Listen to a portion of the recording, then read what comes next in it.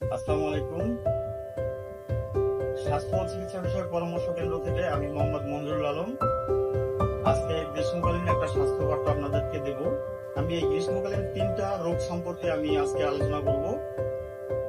এক হচ্ছে ডায়রিয়া বা food poisoning, 2 heat stroke, 3 scabies. এই 3টি রোগ সম্পর্কে আজকে আমি আলোচনা করব।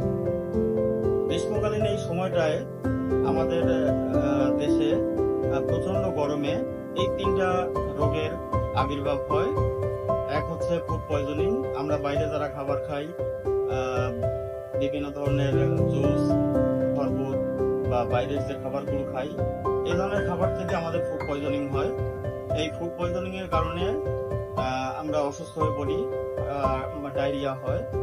এক্ষেত্রে আমাদের করণীয় প্যাকেট স্যালাইন অথবা অন্যান্য তরল জাতীয় খাবার, যেমন ডাবের পানি, চিড়ার পানি, ডালের পানি, ভাতের মার ইত্যাদি সমূহ খেতে হবে।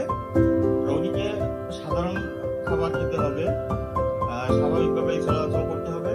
সেক্ষেত্রে ডায়রিয়ার প্রকোপটা বেশি মনে হলে বা ফুড পয়জনিং এর প্রকোপটা বেশি মনে হলে অবশ্যই একজন রেজিস্টার্ড ডাক্তারের পরামর্শ নিয়ে নিতে হবে। এই প্রচন্ড গরমে হিট স্ট্রোকের সম্ভাবনা বেশি থাকে। এই ক্ষেত্রে আমরা হিট স্ট্রোকের লক্ষণগুলো আমরা আগে জানবো।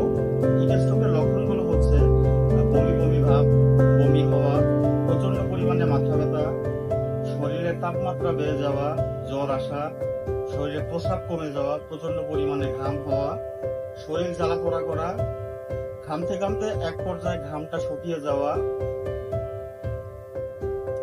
শরীর এবং হাত পা অসাড় হয়ে যাওয়া, খিঁচুনি ইত্যাদি, এগুলো হচ্ছে হিট স্ট্রোকের লক্ষণ।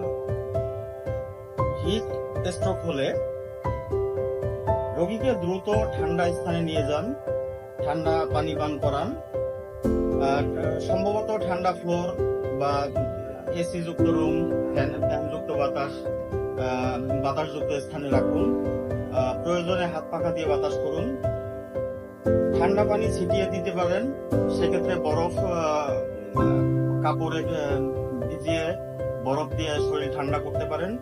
এবং সর্বোপরি যত দ্রুত সম্ভব রোগীকে স্থানীয় হাসপাতাল অথবা স্থানীয় কোনো রেজিস্টার্ড ডাক্তারের পরামর্শ নিন।